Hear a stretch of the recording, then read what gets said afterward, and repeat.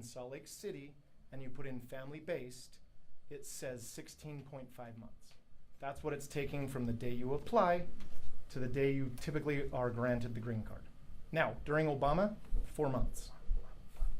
4 months. Pandemic and Trump 1.0 caused some significant problems in lag times. Those lag times are coming down because just 5 months ago it was 33 months for a green card application. Literally 5 months ago it was at 33 months. So those time frames are coming down. Bear in mind, this is a person with a lawful entry, married to a United citizen, that's theoretically done everything they're supposed to do correctly. It's taking us 16.5 months to get them a green card. Okay. Now, let's say you're a U.S. citizen father and you want to petition your son that's over the age of 21 and you're from Mexico. That's taking 24 years to even look at the petition. So somebody I wish one day would write a story on our visa bulletin. All you got to do is go on Google and look up visa bulletin, the month that we're in, and the year. So look up visa bulletin, let's see, September 2025. And you guys will see something that is going to shock all of you about where immigration is at on timeframes. Because I'm so sick and tired of people in all of the trolling comments that we keep getting saying, just do it the right way. Just do it the right way. Just do it the right way. There is no right way right now. Like, it doesn't exist for somebody that wakes up in Mexico and says, hey, I want to go to the United States. That doesn't exist. There's no such thing as that. You have to have a family member, or you have to have a business, or you have to have something that petitions you. And if you're seeking asylum, forget it, right? Because we don't let anybody in right now on asylum. You're just not even let in. So anyway, so 16.5 months if you do it the right way, right? Which is interesting because there's all sorts of nuances with the right way. So you get a lot of self-righteous people saying to do it the right way because they did it the right way. It's a constantly evolving right way. Yeah. All right. Anything else before we start? Any other questions? Okay. I will just begin with saying I'm Adam Craik, managing partner at Stoll Craik, and John Shin is sitting to my right. His wife Danae Snow, Shin. Yeah. John was released yesterday from the Aurora, Colorado detention facility, and he is here today at our office. And I've told John, please answer all the questions that the media may have for him. So let's just kind of take it one at a time, and everybody's questions are going to get answered. So let's start. Can you start off with your actual detention? Like, what were the circumstances? Did they just pull you over, and where were you? Yes. So on the day when I was detained, I was contacted by the Department of Homeland Security special agents. They told me that I needed to meet them at a hotel location, which I've provided through my work as a place where I was staying during at the time. So to me, it seemed that on the day of being detained, they visited the hotel, trying to find where I was staying. Denver? In Denver, yes. Colorado Springs. Colorado Springs, Denver. So I met them in the morning. They showed me their badges. There were 3 special agents there, and they interrogated me about 20 minutes, asking questions. The way they asked me questions were very, I guess, sort of leading, meaning that they knew who I was and they knew my background. They already done my research. So I answered with everything with transparency and truthfully as possible to them, and I was detained afterwards. How'd they know you were in Colorado Springs? I was visiting there at the time for work, and part of work required me to go into Fort Carson military base. There was a cell tower there that I was required to work there for, and upon trying to gain access to the military base, I've been flagged with with my current status, and they contacted me following day, which was the day of being detained. So on August 18th, they arrested you. Yes, They sir. contacted you on August 17th. Yes, All yes. And so, the government says you overstayed your visa, and they point to that, a tourist visa. Is that true? Can you talk to that? Yes. I did come to United States with my parents as a B1, B2 visa, the visitor's visa. Yeah, so that's commonly known as a tourist visa. Tourist So visa. B1, B2 is a tourist visa. Yes. And my dad and then applied for F1, F2 visa, which is the student visa, I believe. He was a full-time student at the University of Utah, studying computer science at the time. And unfortunately, during his last year, last semester of his degree, there were some tragic car accidents that he had to battle in hospital for a few months, and ultimately that caused a lot of financial hardships and struggles within the family, and that resulted in not being able to renew on time.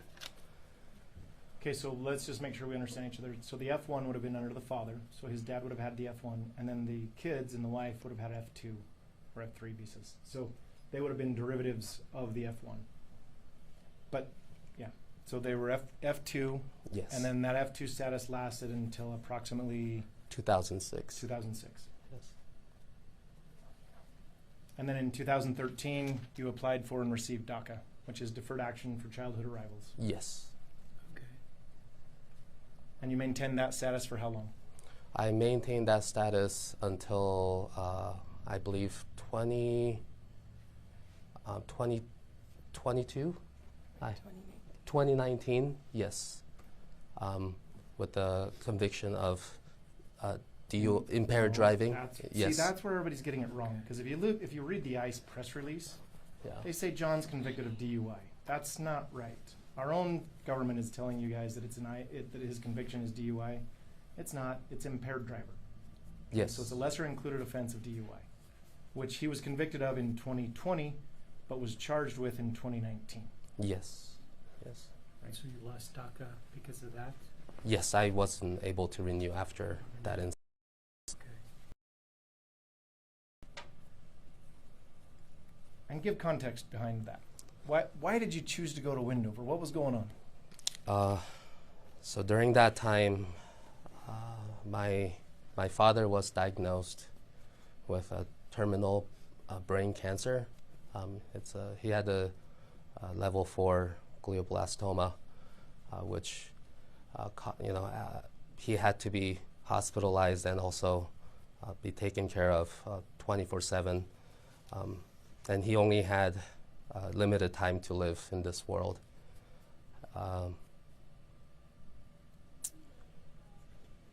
Given the situation at the time with my life and understanding what kind of responsibility that was going to be bestowed upon me after him passing away, I fell into depression.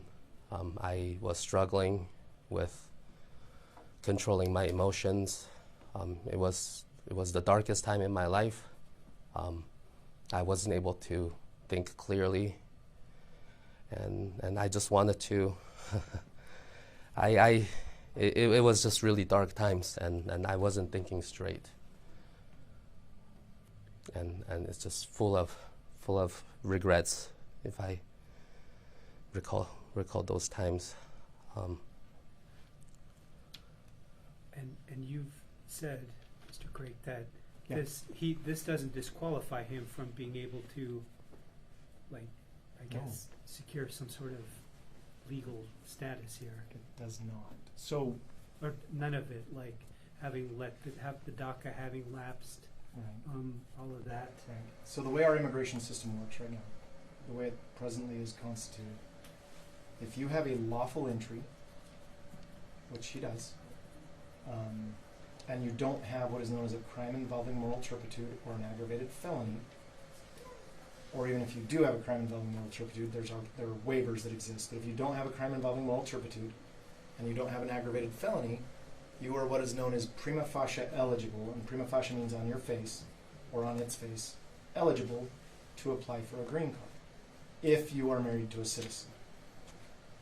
In this case, John and Danae have been married for what, almost 5 years? Yeah, 4 years. Yes. 5 Yeah. in June. 5 in next June. So even though there is some periods of unlawful status, right? Because there's this lapse between 2006 and 2013.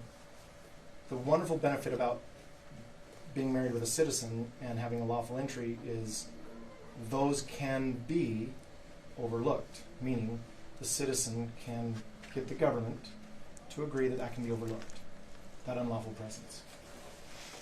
And in this circumstance, most of the time it is. In So fact, 99% of the time. So I don't want to hug, but so then finally, how did you get on the radar screen of the federal government? Oh, I'll take care of that one. He wouldn't know. Because with the current administration's mass deportation efforts, there are quotas, there are requirements that every single day X amount of people have to be taken into custody. That's not a joke, that's not fictitious, there are requirements. And John was a really, really easy, low-hanging fruit. What's problematic about his, though, is you have a group of people, an agency, who are really good at what they do, meaning HSI, because if you look at the actual charging documents, and if you guys want to see those after the conference, I'm happy to provide them. He was actually sought out by Homeland Security Investigations, which is a very it's a group of agents who focus in human trafficking, drug trafficking, serious violations of the United States law. But now we have a whole group of them assigned to look for people like John. And right now the idea is arrest everyone, and we'll let the courts work it out and let the ICE agents work it out. But the idea right now is arrest pretty much everybody here that has not fixed their papers.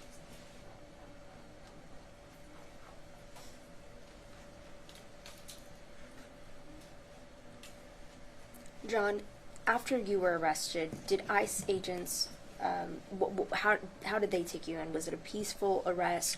What were the next steps? Walk us through detail by detail as much as you can from Yes. the moment you were arrested.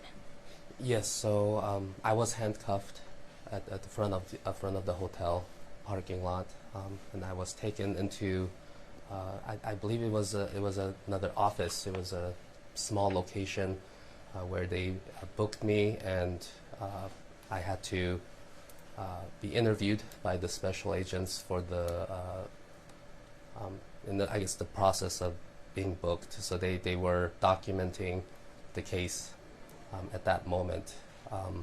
As soon after that, they transferred me. After about 3 to 4 hours from there, they transferred me to the Denver Detention Center, which was a long drive from Colorado Springs. It was a brutal drive too. I don't know what those are called when they put shackles on your ankles. That's what they're called, shackles. Okay, so Yeah. I totally, So were you shackled with your wrists and your ankles? and my ankles as well. Yeah. It was very, very shocking moment for me. I never thought I would have to feel what it's like to be shackled on my ankles and my wrist, feeling like some kind of a serious criminal, as if I have murdered someone. You know, it's just something that you never see or feel. I would hate for anybody to have to feel that, go through that. So it was very rough that first day, and once we got to the detention center, it was another 6 hours of staying at a cell with just concrete walls, and it was very cold.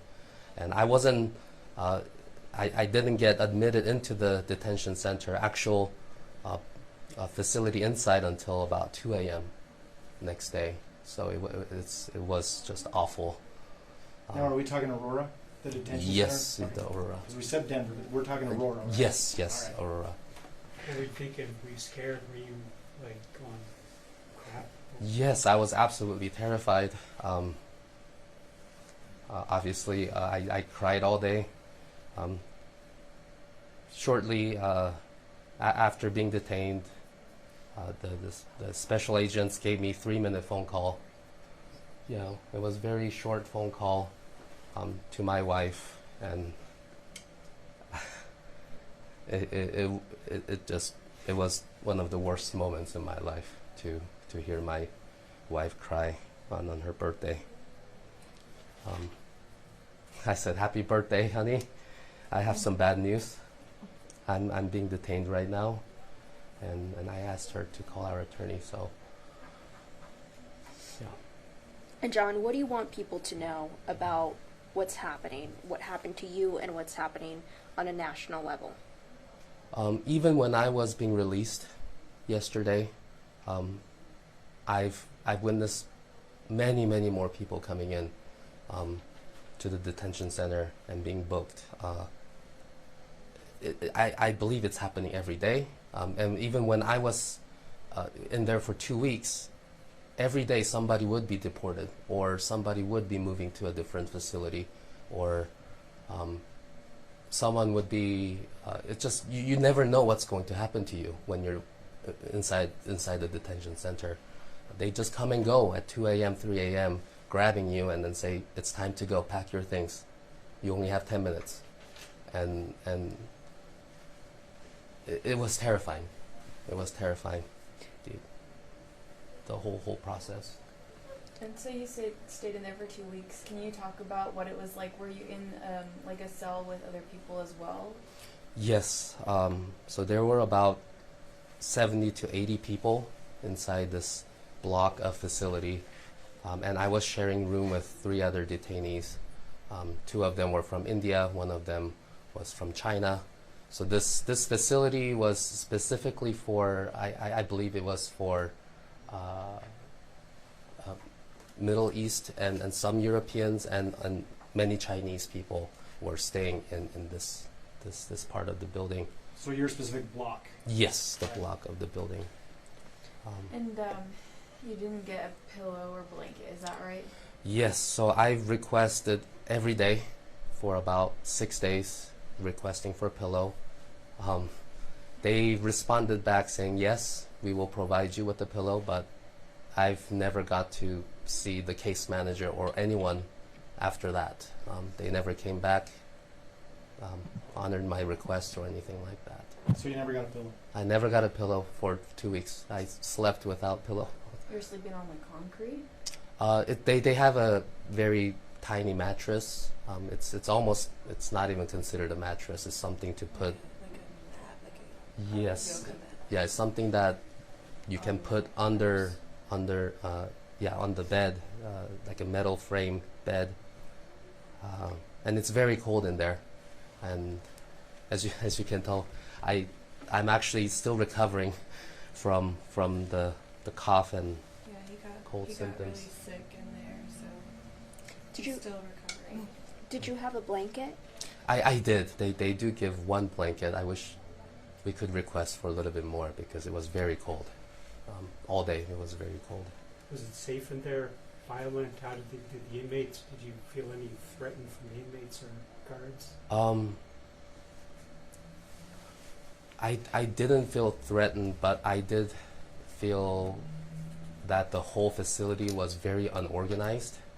So there was a lot of noise. Explain why you would say that. Because I'm assuming you're in a group of 72 people all at the same Yes. time. How many people were monitoring the 72 people at one time? Just 1 officer. So if a fight broke out between 72 people and 1 officer, what do you think would have happened? It would have been a disaster. I mean, did you see violence? Or Yes, there were verbal violence. Yes, but during my time of stay, there wasn't any fight, but it was very close. A few times it almost got into fights. What were the inmates in there telling you? What were their conditions? How long were they there for? What were they saying?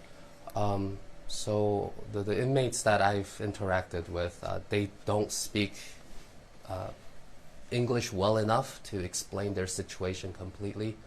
But they've told me, and about 90% of the stories that I've heard is that the ICE agent called them one day and told them that they need to come into office to verify some information, and they would love to help them. So they've been lured into these locations and offices, and when they go visit these places, they get detained. Same as you. Yes, so it's almost as they're trapping or luring these people into locations. Yeah. And that was a pretty common Yes. story amongst the people that you talked to. Yes, almost all of them were detained because of that. Yeah. What were your meals like? They were not good, but I had to eat them because it's you have to survive. 3 meals were provided, 6 a.m. And then one at 1 p.m. ish, and then one at 6 p.m. So usually it's just mostly rice and pinto beans. Yeah, but it's not that great. Yeah. So being in there for 2 weeks, and not having a lot of resources with like food and other, things like blankets and pillows, what kind of emotional toll did it take on you? Because you said you got sick, Yes. right? So I mean, there's got to be some really hard repercussions for like emotional as well. Did you want to give up? I Sign a deportation order, just give up?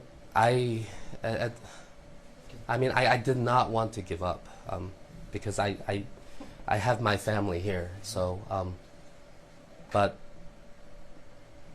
there were times it was like, how am I going to get out of here, and how am I going to provide for my family and go back to the normal life that I was living before.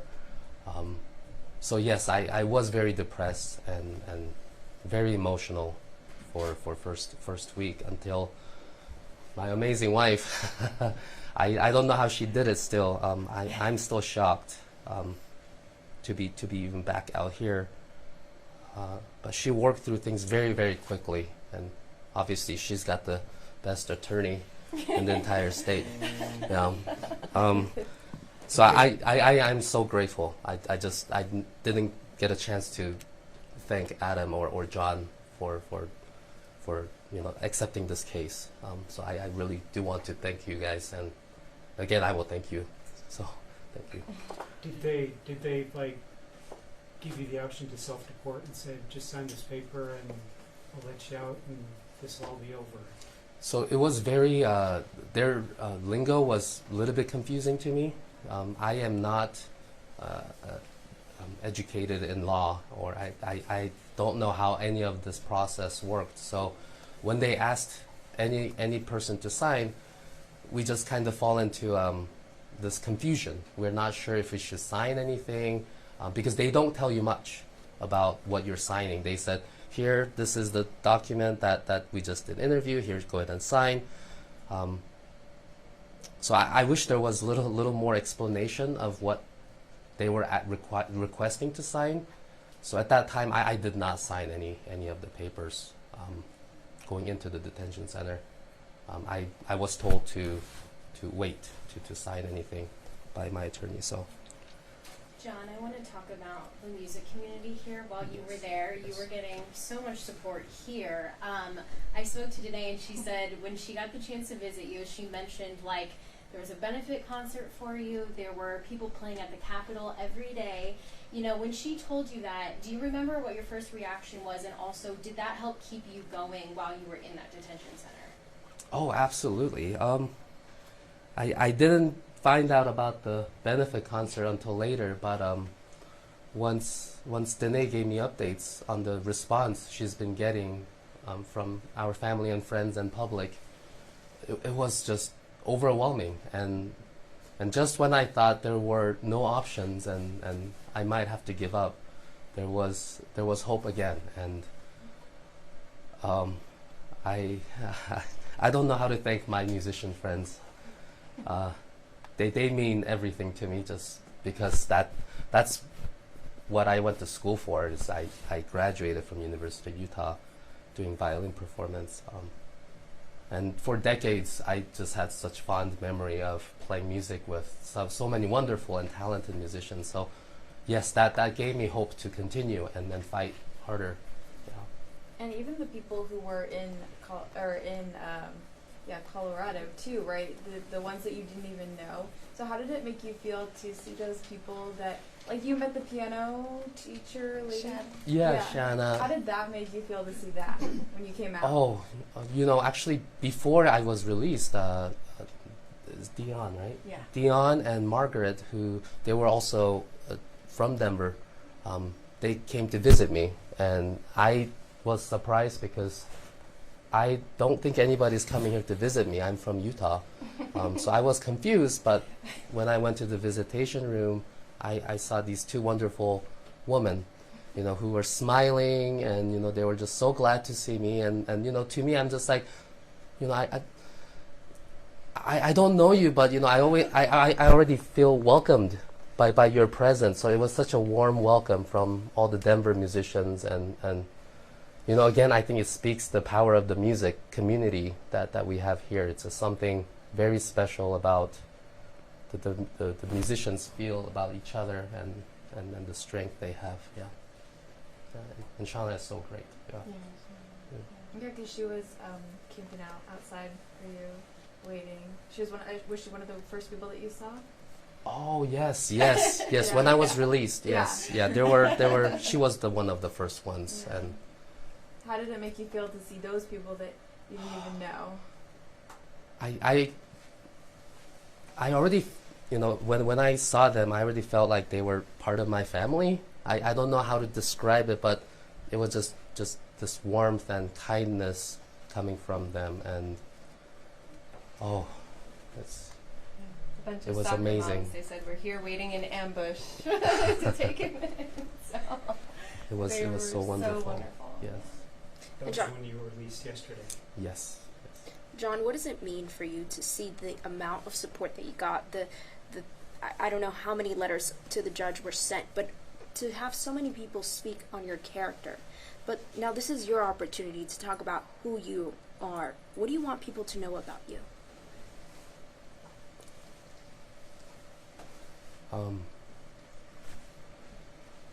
I want people to know that I consider myself an American. This is my home. I have no home to go back to, to be honest, because I went to elementary school, middle school, high school, and college here, and all the friends and families that I know, they live in Utah. And although I was born in Korea and I do, cherish that part of the culture, I want people to know that I am too hardworking and loving husband and father, and I am proud person. Sorry, it's been so difficult for me to identify myself as either nationality sometimes, because I don't know where I belong. But for my entire life living in the United States, I always thought I was an American living here. This is where all my memories are. So through this experience, I think it helped me to really validate that feeling and all the life that I've been through, especially with my family here. So I want them to know. I want them to know that. Yeah. Did you see this coming? Did you, when the crackdown on illegal immigration started, did you think, Oh no, I did not see this coming. But we were in. It was always in the process. We were working towards our green card. Unfortunately, it just happened one day suddenly that I happened to be detained. So And what do you think about all the deportations and detentions that are going on? Probably people, different circumstances than yours, but Right. So in detention center, everybody wears different color shirts. So there are red shirts, orange shirts, blue shirts, and green shirts. So red shirt, usually we believe, we don't know what it means, but people speculate that these are the people who came here illegally and have some kind of serious felony charges. I was wearing green shirt, but what did that mean? that to me, but interacting with any of these detainees or any of the people, there was a sense of connection with all people from different nation, especially the Chinese people that I was able to connect with in my block. They did not commit any crime. They entered legally. Most of them entered legally. They're wonderful people. They were so supportive. So I wish the immigration process could be easier and could be done more lawfully rather than being forced. Yeah. From the ICE agents and the people in the detention center, how were you treated by the people that were overseeing the facility? Everyone's different, but most of times they just say hurry up. Whatever command they give you, we had to follow them.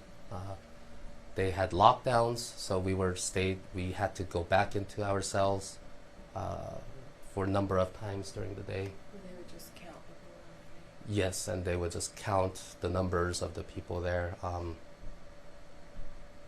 The tone and everything was just more commanding than, I guess, cooperative. I don't know how to put it, but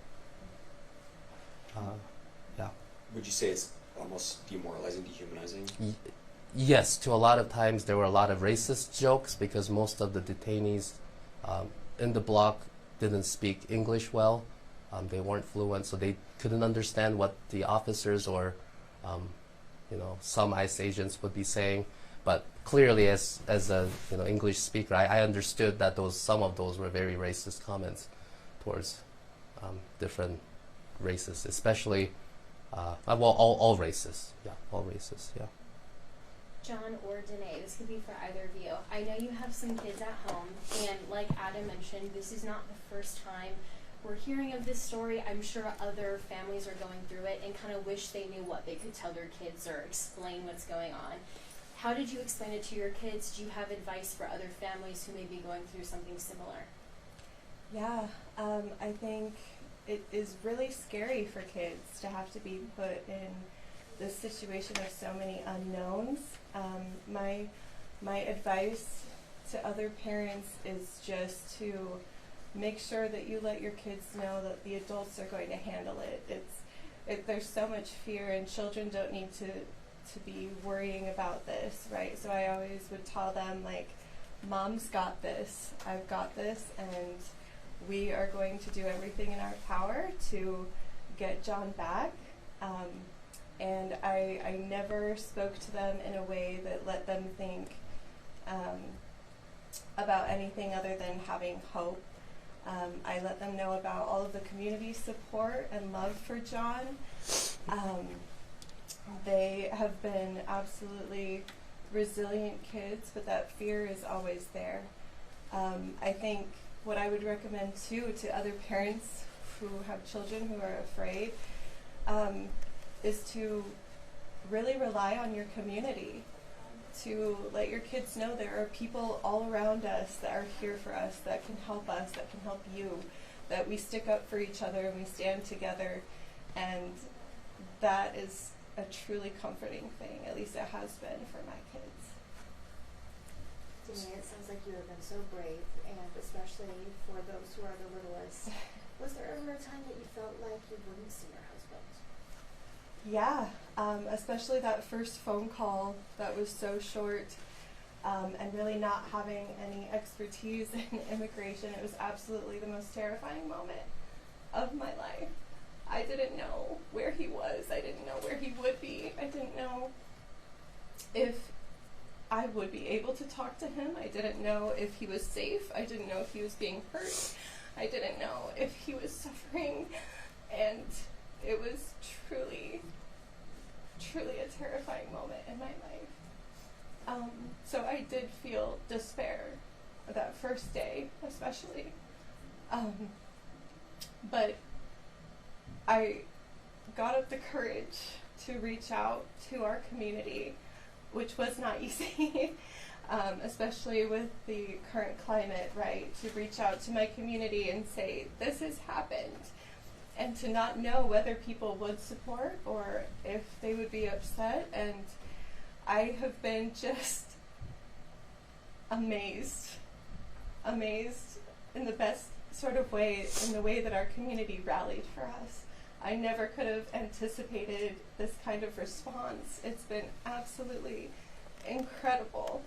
I received hundreds of letters on John's behalf about his character, and during those really dark times where I was feeling such despair, it was really those letters that kept me going, saying, just people saying how much they love you and how incredible you are as a person.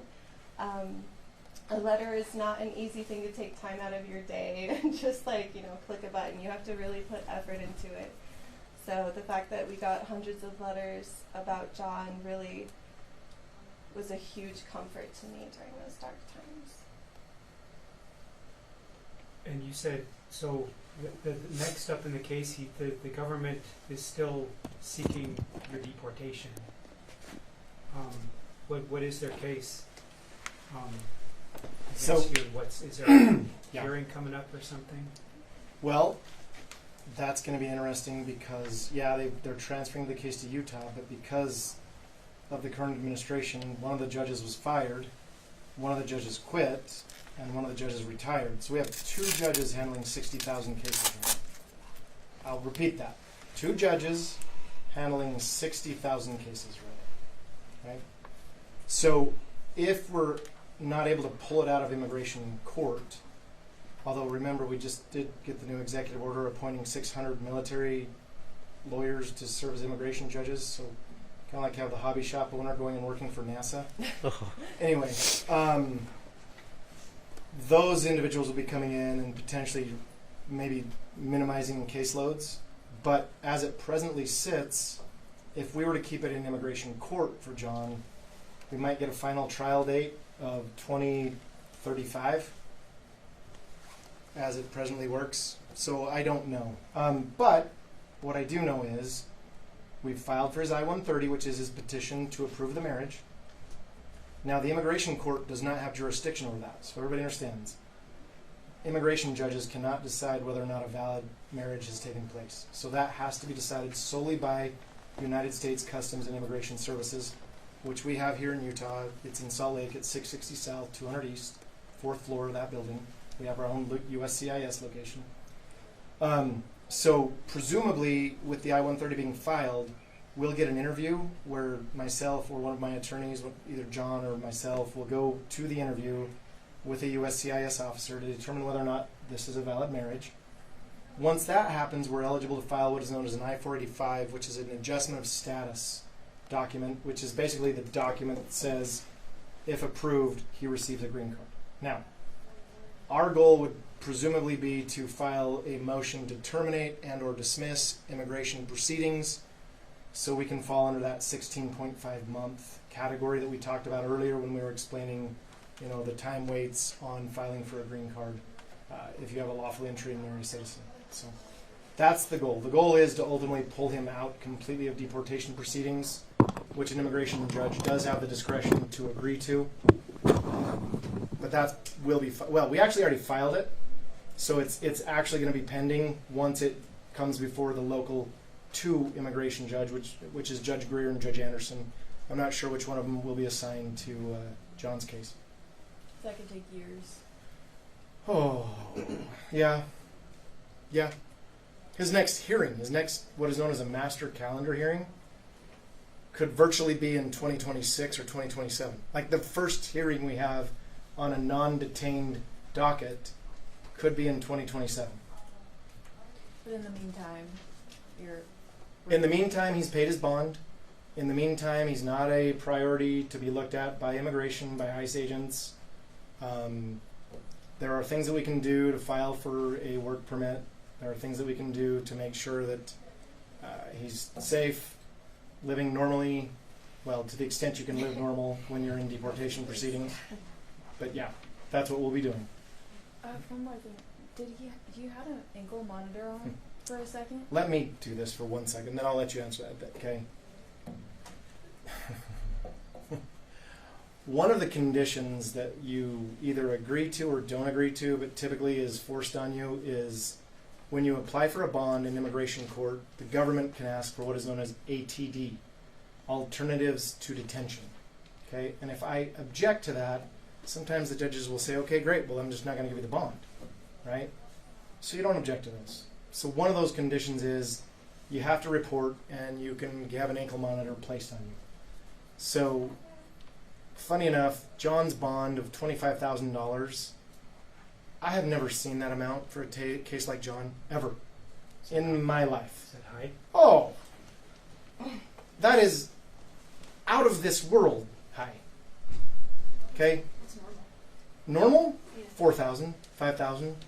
My DUI people, who are recent DUIs, who are in the middle of their probation, in Vegas, we're getting them 10,000. Now, please don't change my Vegas luck. Anyway. But typically for a DUI, it's 10 grand. Typically. And that's not for an individual who is married to a citizen with a lawful entry.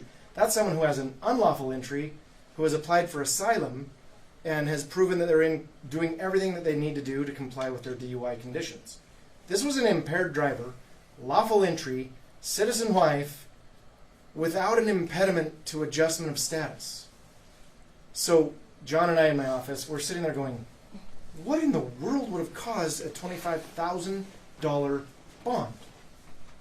And honestly, right now, there's a lot of hollow arguments being made by a lot of people that work for the government, because it was argued that John is a danger to our community.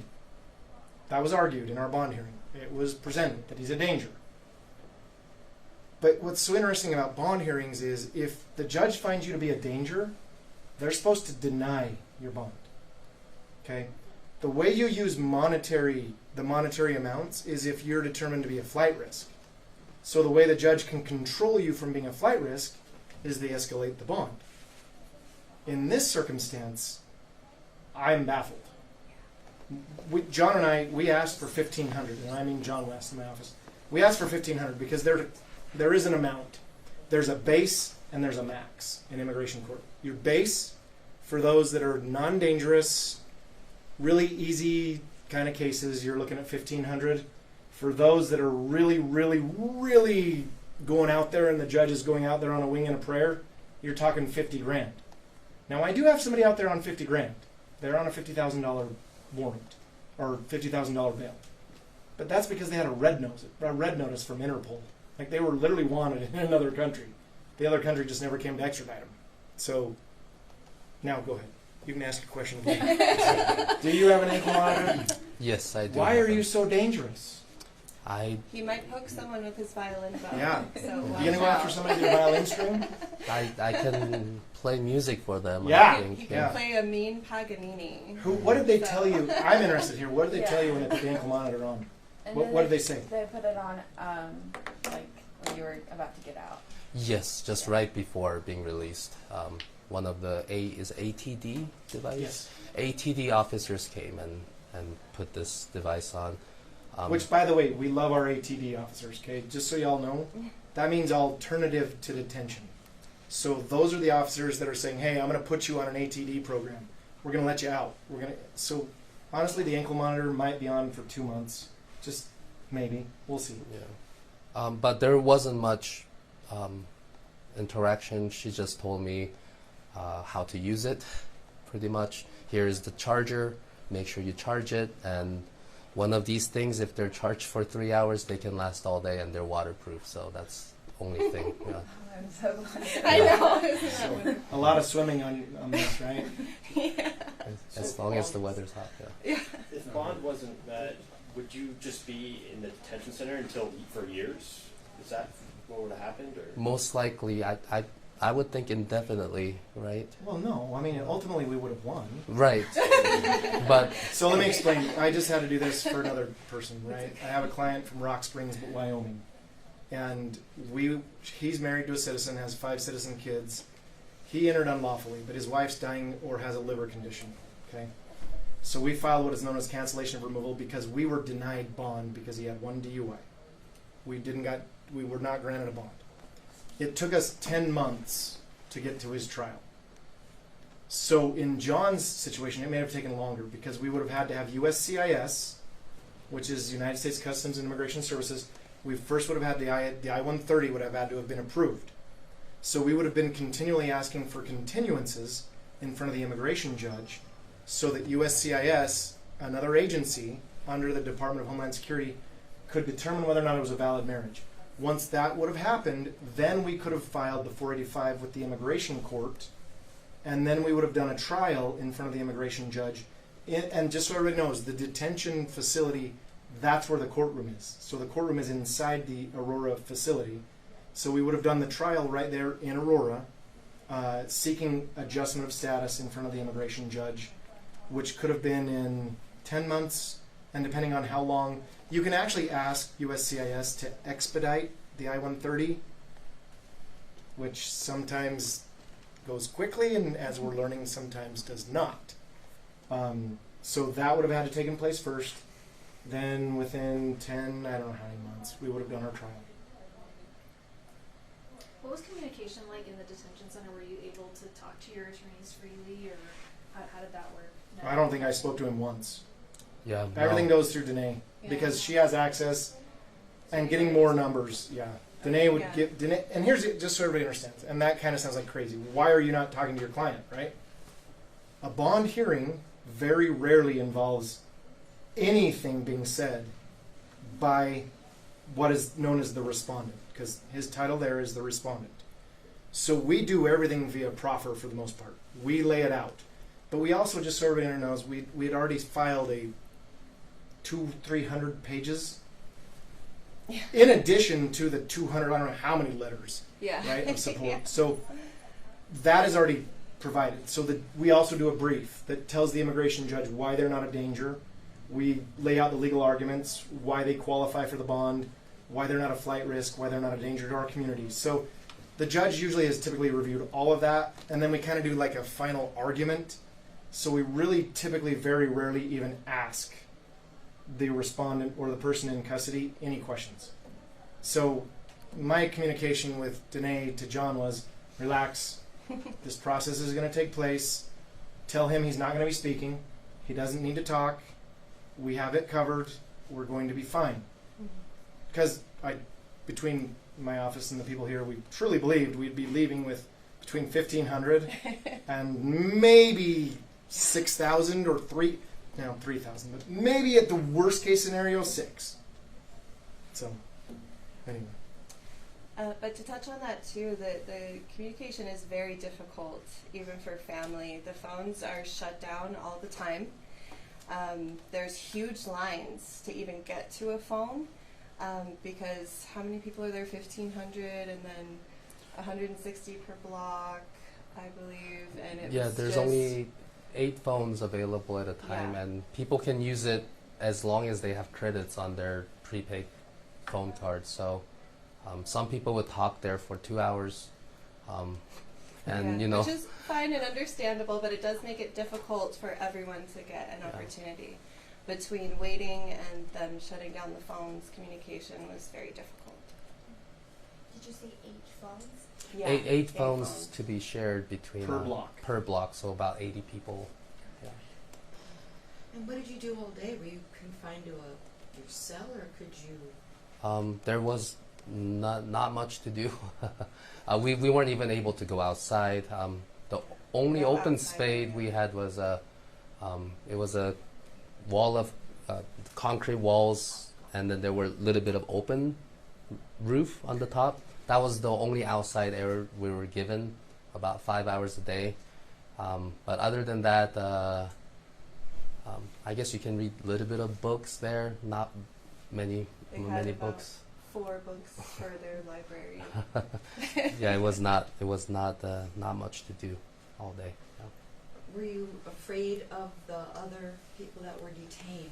Did they feel like dangerous people that needed to get out of the country? I mean, I you know, I try not to judge anyone by their cover. So my initial impression is you know, I'd like to maybe get to know them a little bit. So, you know, we were trying to communicate with any of the new detainees that were coming in. People were trying to get to know them a little bit. But I didn't feel like any of these detainees were a threat when I was first interacting with them.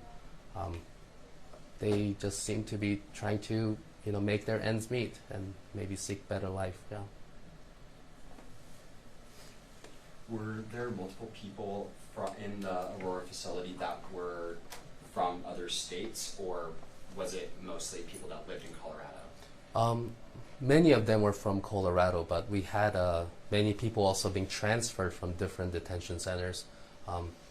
One of the notorious one, all the detainees are talking about, is the Mississippi Detention Center, how the conditions were just awful over there. If it's 80 people in a block at the Aurora Center, it's about 160 people at a block in Mississippi Detention Center there. It was not the best hygiene conditions there. They were only given maybe 1 roll of toilet paper between 4 people per week.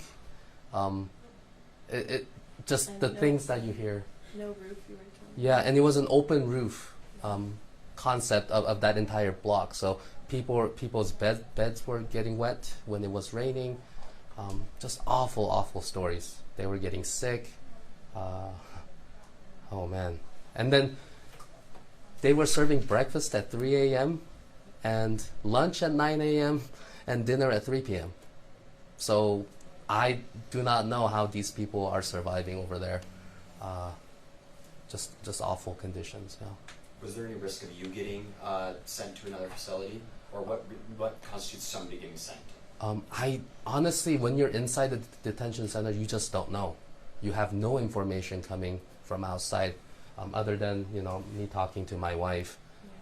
So I was in constant panic a little bit. Every night I wasn't sure what was going to happen tomorrow or the following day. So, And that was one of my worries too, just as a spouse, not knowing, you know, where he was, if he could be sent anywhere. It was absolutely nerve-wracking, wondering all the time.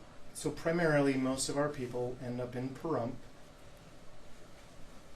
but Aurora is on the list as well. But there are times, like for example, right now we have a client whose wife is a citizen. They have 4 citizen kids. He was supposed to go to Vegas, and now he's sitting in El Paso, by way of Louisiana. I have no clue why. We don't know why. It's they'll get to the facility. If there's not a bed, scrambling to take somewhere else. And that's, and John would not know because there's no control over that. You don't get to request transfers. You don't get to request where you get to go. It's just wherever you end up and then wherever there's bed space. And did the outpouring of support, I mean, aside from, you know, obviously it helped you kind of mentally, but does the government look at that? Does that figure in their eyes? They go, this is embarrassing, we've got to let this guy go, or maybe vice versa. I'm going to give this guy, make it twice as hard just because they're making us look bad. Does it figure in the government's eyes? We can talk off record on that. I can actually tell you some things, but on the record, I can tell you that his bond request got processed real quickly. I can tell you that I do not think they wanted him in that facility any longer because of all of you, the 4th arm of government, which is why we do this sometimes. Not a lot, but sometimes. Because this is, again, the type of case that in my 20 some odd years doing this, I would have never expected John to be placed in a detention facility. And if he would have been, it would have been a local bond issued by the local agents who used to have discretion to say, we don't want to put you in a facility because we don't want to waste that bed space. We want to put somebody in there that actually has need for that bed space because they have significant crime. That no longer exists. Our people don't have. I mean, because Utah right now, you see, you're not hearing the same types of stories, a ton of them, like you are nationwide in some other places. But that doesn't mean it's not going to come. And when ICE agents lose their discretion and they're ordered to just do, it becomes real problematic. John, how does it feel to be home? Oh, it's been only it's been almost 10 hours right now, and I've never felt so grateful in my life to be out of that detention center and be home with my family again. It was just a weird feeling. Just the hours after I was released from the center, I was sitting on a park bench, and one of my friend Efren, he packed some snacks for me to eat, and it was the most awkward and weird feeling after 2 weeks of being inside that building. I couldn't believe I was eating Pringles and some trail mix at a park. So I am very grateful to be back home. Yes. And you touched on this at the beginning. I don't know, can you work, or do you have to get a work permit? Or? Yeah. So we will be getting him a work permit through some various applications that we're going to be able to file. And we'll reinstate status with a work permit, and he will be eligible to do so. Until that, though, he has to just... Until that, we're going to kind of mind our P's and Q's. Yeah. Don't worry, I can work, so. Yes. I've got him. I've got you, babe. He's going to have a sugar mama. Yeah. I have the best wife. And Adam, earlier you were talking a little bit about how agents went after John. Yeah. Are you seeing a rise? Who is ICE going after, and are you seeing a rise in specific cases like John's? Well, I mean, I think because it was Homeland Security investigations, and we've seen a rise in FBI. I was talking with an agent the other day, an FBI agent, who was processing detainers. I mean, I've got guys that work on drug interdiction that are processing ICE detainers. And then one of our other clients was arrested by DEA. Not in a drug-involved case, but just arrested by a narco, so like our drug task force. No drug involvement whatsoever. So, and this gentleman had, I think, 1 traffic citation. And so we're seeing an uptake in people taking into custody that really don't have any criminal history whatsoever. And we're having to file writs of habeas corpus in Utah, California, Nevada. Like so that's the other problem, is we're winning bonds, but the government is being told to file these, we've called these EOIR 43s, which is basically the nuclear option, and they're going to have to argue ultimately that these people are national security threats, and there's no basis for it.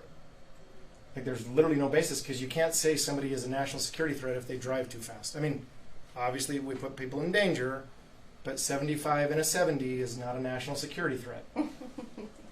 So, yeah, there's an uptake in arrests of people who should not be being arrested. Based on what you're seeing in the cases nationwide, what do you think the next few years will look like as far as immigration goes, how it's handled, how it moves forward, arrests, everything?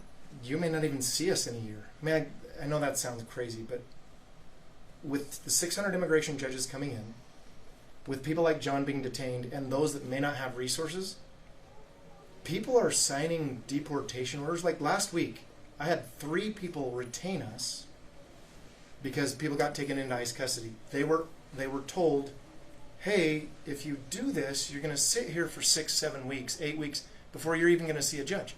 Let's just get you out of here now. Let's just sign it so you can go.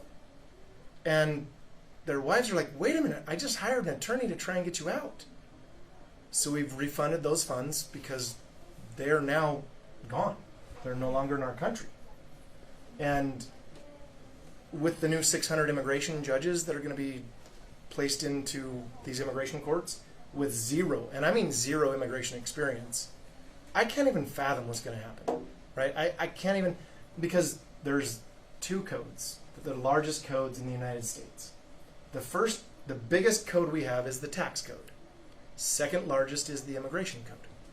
So to get on top of immigration law and all of a sudden be a judge in deportation proceedings, if you've never done it in your life, but you're called upon to decide immigration cases, I mean, it's moronic, to be perfectly blunt. It's just moronic. Why would you ever do that to somebody? I mean, because you call that due process. That's not due process.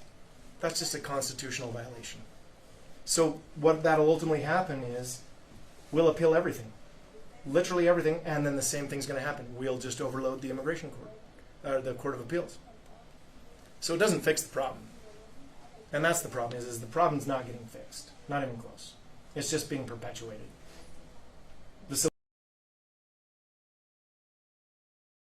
They're just targeted operations that try to get people to give up and just sign a deportation order. So, does anybody have any more questions? We can wrap it up. Real quick, I just had one more. Just tell me about your love story and like when you guys met, when you got married, like that part of the story. Yeah, so I've actually known Danae for a very long time. First time I met her was it was an after-school orchestra program at Olympus High School. It was led by great Jack Ashton, who has now passed away. But we met an orchestra back in middle school, I believe. It was a very, very long time ago, But he was too afraid to ask me out back then. Yeah, but she was also very popular, so yeah, I was too shy. And then during college years, I also met her at the music school, and we were playing music together. And throughout times we've been gigging with other musicians and playing together, I had the courage to go up and ask her for a date. And Valentine's Day after we played a Gentry concert. Yes, I do remember. Yeah, and we went to Squatters, I think. Yeah, it was a. Yeah, I went to dinner. Yeah, and then ever since then, I just fell in love with her, and here we are. Yeah.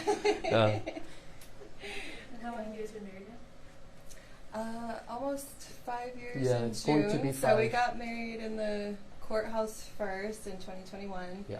And then we had our big celebratory wedding in 2022 with all of our friends, and there was just so much music. Our wedding was one for the books. Yeah. I know. I wish you could have been there. It was a great time. I really wish. But me too. I'd have made you file your green card back then. I know, right?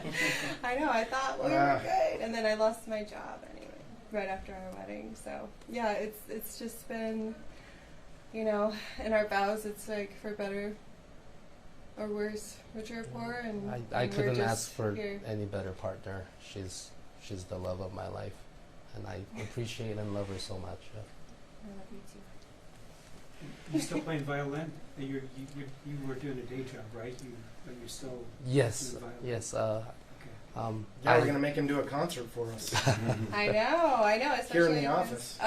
Our great friends put on such an incredible concert. Gabriel Gordon, Kurt Bester, Dr. Robert Baldwin, Dr. Michael Palumbo, and all of our incredible local Salt Lake City musicians. They have just been amazing, and we're ready to get John back playing violin. So you all can come to those concerts too. He'll be playing. All right, guys. Thank you all. Appreciate it. Thank you. Thank you so much. Thank you. Thank you so much.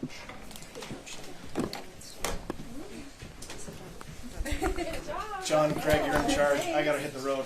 Yeah. Okay, guys, I gotta run. I hope that was okay. You did great. I'm sorry, I'm not so good with this.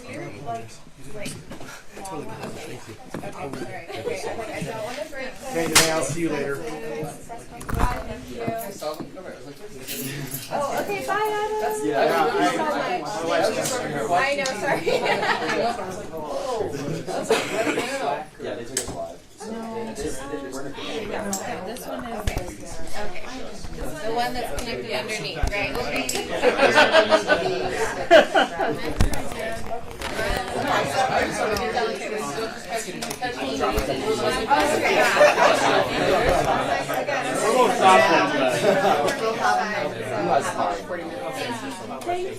Sorry, I'm feeling a little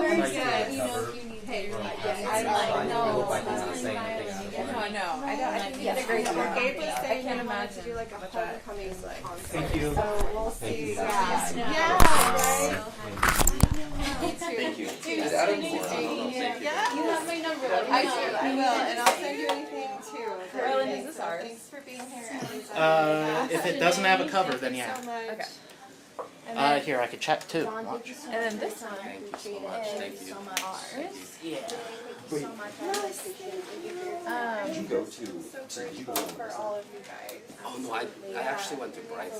Oh, okay. Okay. Did you go to Olympus? I'm just Scotland. Oh, you went to Scotland? Yeah, so I was curious because my sister was in the music program in Scotland. Oh really? She was up in Scotland. She was like really into like violin. Would I be able to take the? Shannon Brown. Card? Yeah. That's really cool. Absolutely. I think the name sounds. Did you by chance leave the car open? The car open? No, not. Did she leave the car open or no? This is gonna be a lot to download. Yeah. Thank you. I know, me Do too. you need help with anything? No. I can. I'll start uploading it. I've got everything. Okay. Bring everything out. I want you to